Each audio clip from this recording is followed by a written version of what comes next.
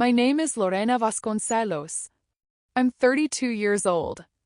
And if there's one undeniable truth life has hammered into every fiber of my being over these years, it's that silence, profound and continuous silence, has the power to disturb infinitely more than any scream, no matter how shrill. I experienced this maxim firsthand in every aspect of my existence, from my earliest years of awareness to the turning point that redefined who I am. From my earliest childhood, I was the embodiment of discretion, the daughter who in some innate way seemed to possess the ability to not draw attention.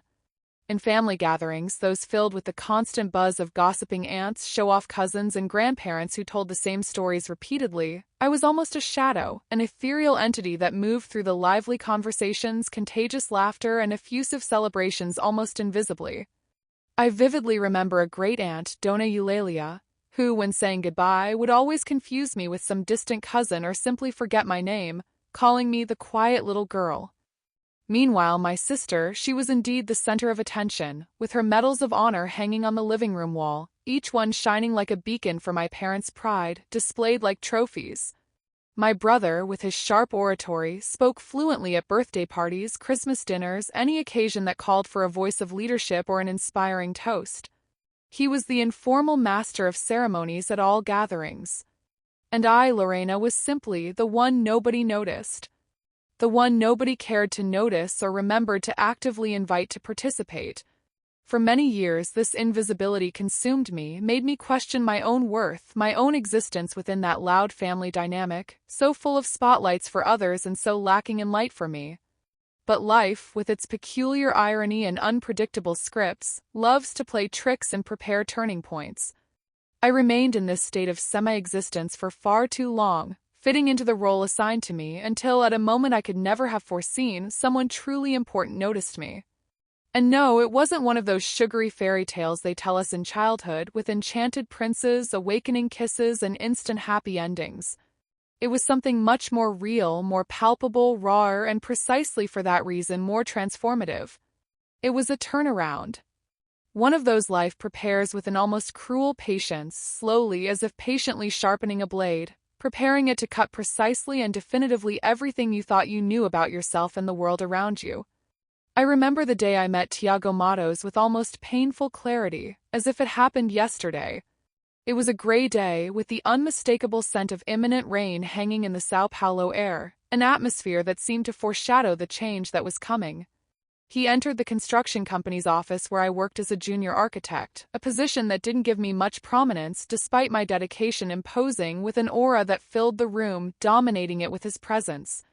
In that first moment, caught in the formality of a perfectly tailored suit and a penetrating gaze, I couldn't tell if he was more arrogant in his unwavering self-confidence or more absurdly intelligent in how quickly he absorbed information and formulated questions.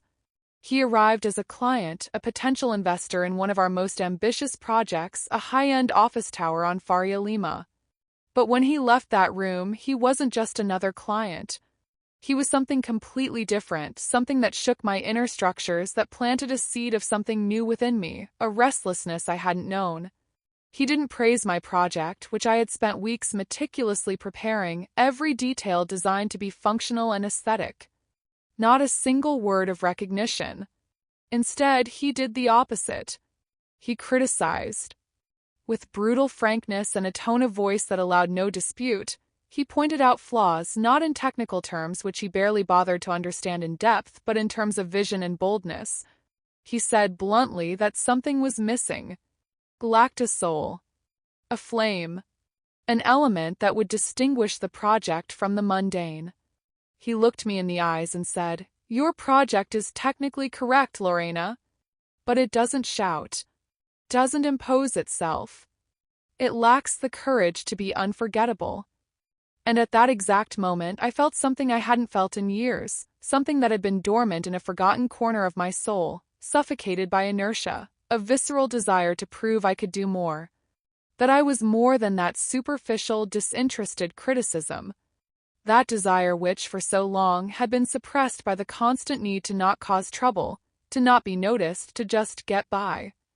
Tiago was, and still is, the kind of man whose presence and intelligence make anyone feel small, insignificant, almost diminished. His mind worked at a different speed, processing information and formulating strategies in milliseconds, and his words were like precise, surgical blows. He didn't need to shout to dominate a room. His gaze and his slow, measured voice were enough. But with me it was different. Instead of putting me down, of crushing me under the weight of his intelligence, he tested me. Constantly. It was as if he saw a dormant potential in me, a challenge to be awakened, a mind that needed to be provoked. Each business lunch that followed our first meeting wasn't just a meal. It became a strategic meeting, an intellectual battlefield where we exchanged complex ideas, where I defended my architectural convictions and he questioned them with relentless shrewdness, challenging me to go beyond the obvious. And each meeting, in turn, transformed into a heated debate, with arguments flying back and forth, discussions that stretched for hours and were exhausting but at the same time energizing. And each debate was a spark. A spark that ignited something new, a connection that went beyond the professional, beyond the obvious, an intellectual attraction that transformed into something deeper. We were both too sharp for an ordinary romance, those predictable ones, full of clichés and public displays of affection. Our dynamic was one of confrontation, of challenge, of constant mutual overcoming. Our language was that of projects, of numbers, of innovation. When it finally happened, when the spark turned into fire, an intense yet discreet passion, nobody knew. And it wasn't by chance. We made a point of keeping everything discreet, hidden from curious eyes and outside judgments, especially because my personal life had always been a source of ridicule. He, Tiago, was a strong name in the real estate and investment market, respected, even feared, with a reputation as a shark to uphold. A relationship with an employee of a partner construction company could generate unwanted whispers. And I was still, to my family and to the outside world, just Miriam and Claudio's daughter, the eternal supporting character, the Lorena who works with construction. I wanted to maintain the fine line that separated these two Lorenas for now. Quiet, invisible family Lorena, and the rising professional Lorena, forging her own path alongside a man who truly saw her. My family, with its peculiar sense of humor, or lack thereof, and its narrow worldview, always treated my relationships as ridiculous phases, ephemeral passages, worthy of scorn and contempt. When, in some twisted way, they discovered I was involved with a businessman, the information must have leaked in a distorted way without mentioning Tiago's name or the seriousness of what we were building. The jokes began as was to be expected from a circus in Alto well. They were like thin, constant needles pricking my self-esteem, piercing my soul.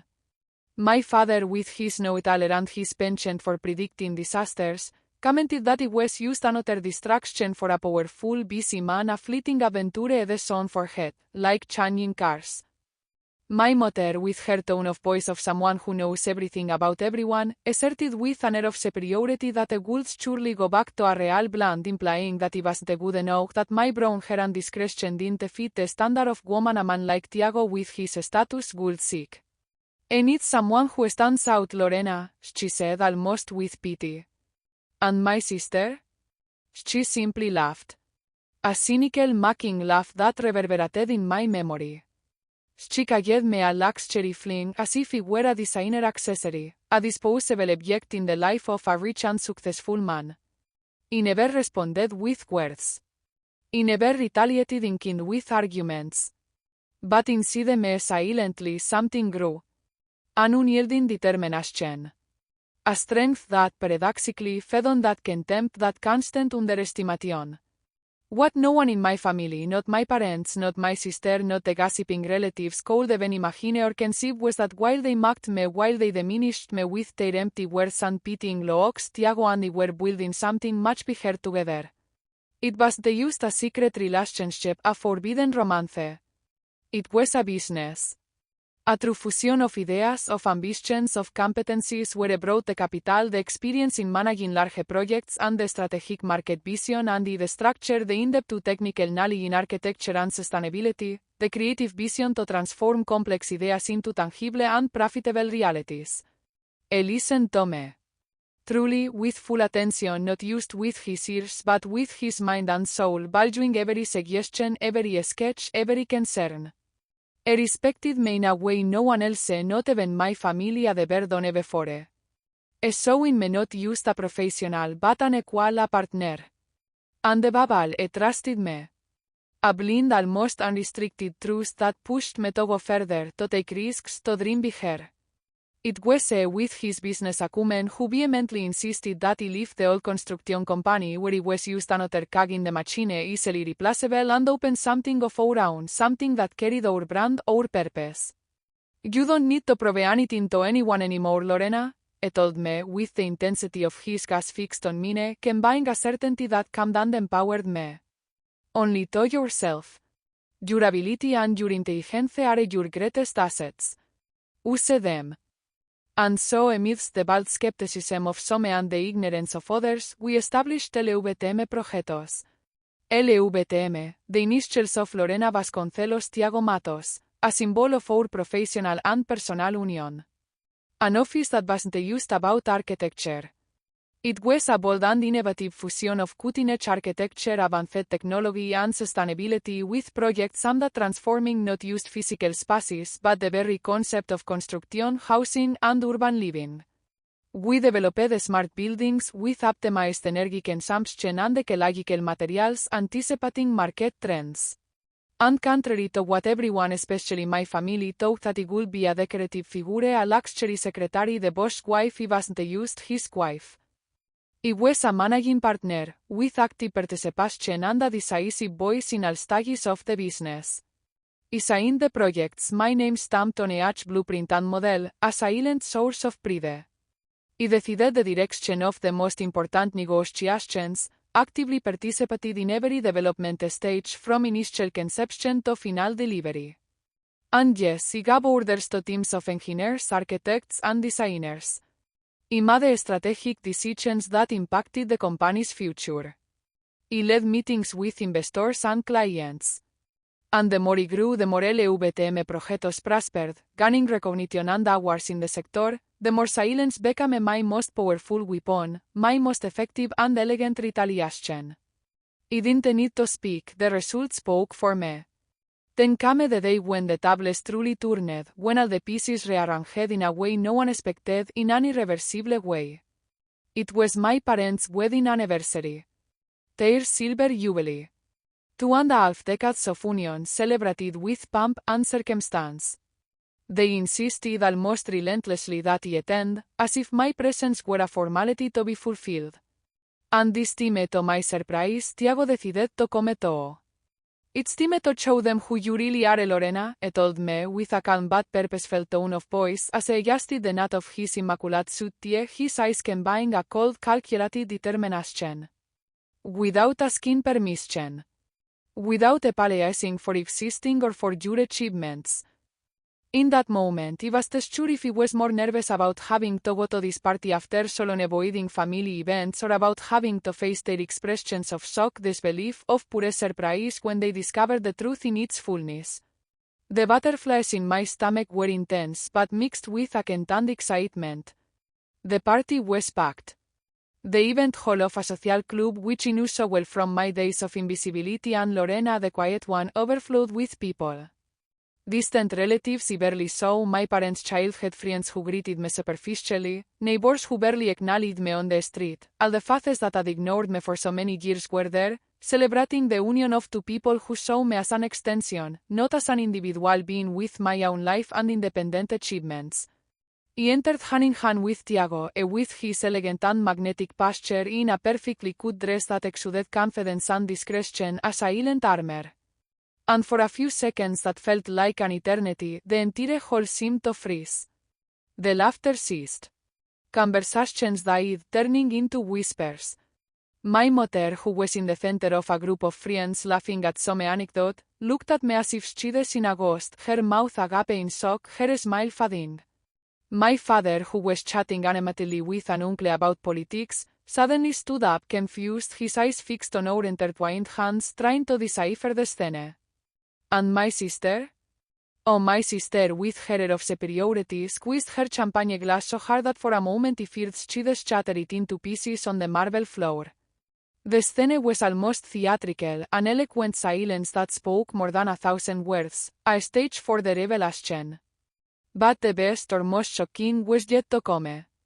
When the master of ceremonies, with his imposing voice and microphone in hand, called the hosts and some honored guests for the traditional thanks and speeches, my father was the first to speak. He took the microphone, smiled at the audience, and began his speech, full of clichés and excessively focused family pride. He spoke of the family, of the couple's union, of their children. He mentioned the brilliant achievements of my doctor sister with her accomplishments in research and clinical practice. Details I heard a million times.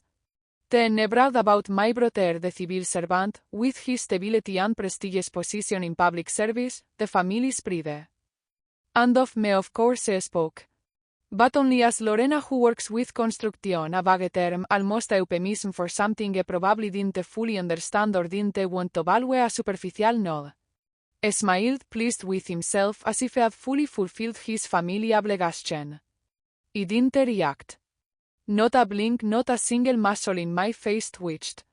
He just smiled, an almost imperceptible smile with a touch of irony. Tiago squeezed my hand, a subtle but firm gesture of silent support and encouragement. Then, without saying a word that could be heard by everyone, he stood up, walked with firm steps to the master of ceremonies, took the microphone from his hands with natural elegance, and asked to speak. The hall, which had become lively again with my father's speech filling with murmurs and the clinking of glasses, fell silent once more. A different silence now, full of expectation, of pure curiosity about what Lorena's unknown companion would have to say.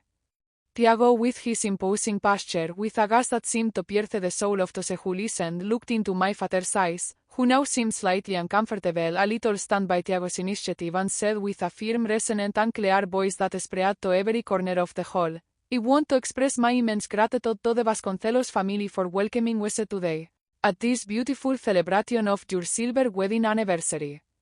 It is an unspeakable honor to be here on this very special night alongside my wife and business partner, Lorena Vasconcelos Matos.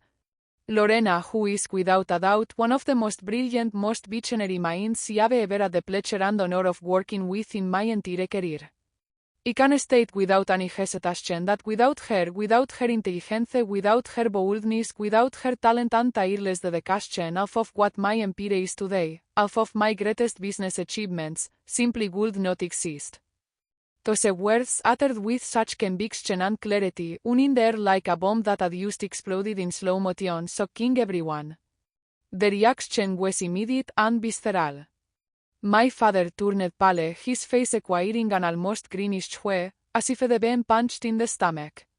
My mother stammered, trying to form a sentence, but no words seemed to come out of her mouth, only unintelligible sounds of shock. And my sister, who until then maintained a superior smile, let her champagne glass fall to the floor, the sound of breaking glass echoing in the stunned silence of the hall, almost muffled by the whispers that began to emerge. People started to whisper, the murmurs growing in volume like a tide. The glances changed radically, from contempt to surprise, from mockery to an almost reverent respect, from gossip to genuine astonishment. For the first time in my life they saw me. Not as the supporting character in my own story, the shadow, the invisible one, the girl who works with construction. But as the absolute protagonist, the fourth being an empire, Tiago Matos' wife, and more importantly, the partner publicly recognized as fundamental to his success. I didn't say anything at that moment. Not a word. I didn't need to. My words wouldn't have the same weight, wouldn't have the same impact as that public declaration.